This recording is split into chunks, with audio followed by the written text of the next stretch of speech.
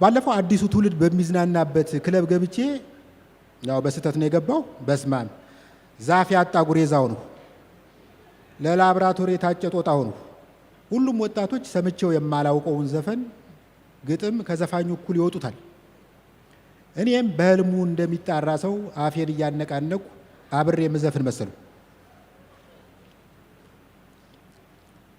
በማላውቀው ዘፈን ማበዳቸው አይደለም የገረመኝ፣ የማውቀውን ዘፈን ሁሉ በራሳቸው መንገድ በይደውታል።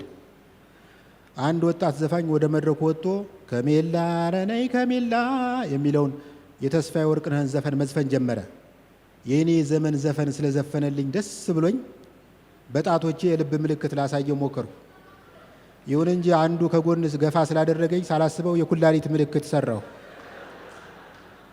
አበጀው ወደድኩሽ እኔስ እንኳን እንኳን እንኳን እንኳን እንኳን እንኳን ካለ በኋላ ዘፈኑን እንዲጨርስለት ማይኩን ወደ አፌ ሲያስጠጋው ፍቅርሽ አይደለም ወይ የጣለብኝ ድንኳን ብዬ ብመልስ እንዳለ ታዳሚ ሁላ ሳቀብኝ።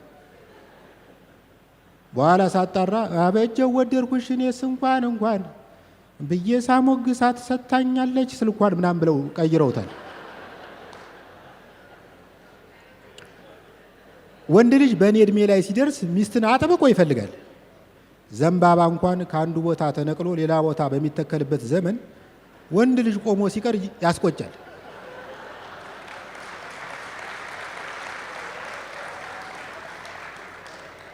እኔ አሁን ሴትን የማማርጥበት ደረጃን አልፌያለሁ። የቁንጅና መስፈርት ራሱ የለኝም። ከኔ የረዘመ ጺም አይኖራት እንጂ የትኛውም አቅመ ሔዋን የዘለለች ሴት መስፈርቱን ታሟላለች። በቀደም ክፍለ ሀገር ከሚኖሩ ወላጆቼ ጋር ስልክ እያወራው ከኮንዶሚኒየም ግቢያችን በመውጣት ላይ ነኝ። ሰሞኑን በተካሄደው ጦርነት በተአምር እንዴት እንደተረፉ እየነገሩኝ ነው። ድንገት አንዲት ሴት ወደ ግቢ እየገባች በአጠገቤ እንደማለፍ አለች። ዞር ብዬ ሾፍኳት። ጉንጯ ላይ የሚስጥር ኪስ የሚያክል ዲምፕል አላት። በእርግጥ በቁመት ትንሽ ትበልጠኛለች። እግዚአብሔር ከግራ ጎኔ ሳይሆን ከራስ ቅሌ የኮርኔስ አጥንት ላይ ወስዶ የሰራት እንደሆነች ገመቱ። ከዚያ ወደ እኔ ዞር ብላ ፈገግ አለች። ጭራሽ እንደ መቆም አለችና ላወራክ ነበር ስልክ ይዘሃል አትለኝም? አቤት ድምፅ። በሉ ቻው ራሳችሁን ጠብቁ አልኳቸው ወላጆችን። ልጄ ቆይ ከዚህ በኋላ ኔትወርኩን ሊቆርጡ ስለሚችሉ በቅጡ አውራን አለኝ አባቴ። ኔትወርኩን አሁን ከዘጉት ከ6 ወር በኋላ ነው የሚከፍቱት አለችኝ እናቴ። በቃ ከ6 ወር በኋላ እደውላለሁ አልሁና ጆሮቸው ላይ ጥርቅም አደረግኩት። ቆይቶ ጸጸተኝ። ወዲያው ግን ሰው እናትና አባቱን ይተዋል፣ ከሚስቱም ጋር ይተባበራል የሚለውን ጥቅስ አስቤ ተጽናናውኝ።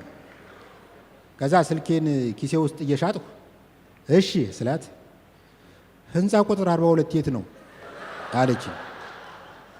በቃ ለዚህ ነው ድምፅሽን ጮማ ያፍነው ዲምፕልሽን ምቾት ይድፈነው ብዬ ረግሚያት ወደ ቤት የገባው። ብቻ የመኖር አንዱ ጉዳት በዘፈቀደ እንድትኖር ማድረጉ ነው። በቀደም ከሌሊቱ 11 ተኩል ከእንቅልፍ የተነሳው አንደኛው ስሜቴ በውቄ ተነስ ወንድሁን ወደ ስፖርት ቤት ሂድ አለኝ።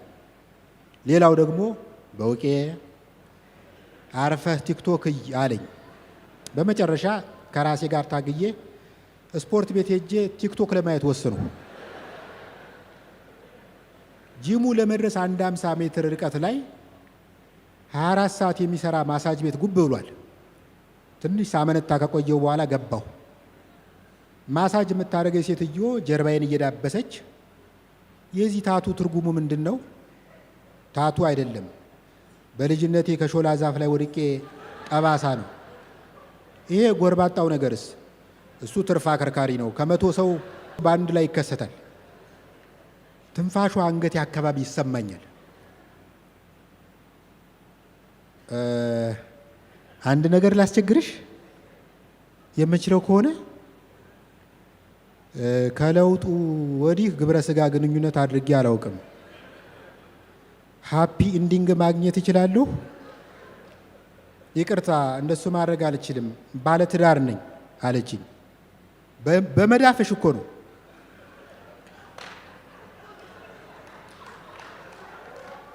ባሌ ከነ መዳፌ ነው ያገባኝ አለች። ይሄ ከብልግና ጋር የተገናኘ አይደለም አልኳት። የሕክምና እርዳታ እንደሚሰጥ ራስሽን ቁጠሪው።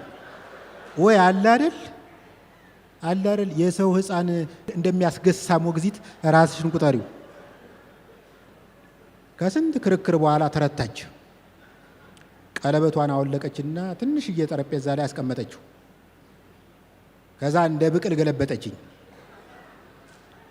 በወይራ ዘይት ላድርግልህ? ከተመቸሽ የመኪና ዘይት ራሱ ልትጠቀሚ ትችላለሽ።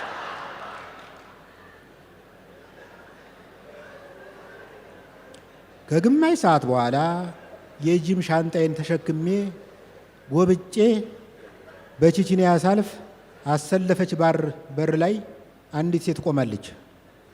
ሃንጎቨር በተጫጫነው ድምፅ አባቱ ናግባ አለችኝ። የተባረከ ይሁን። አሁን መጣሁ።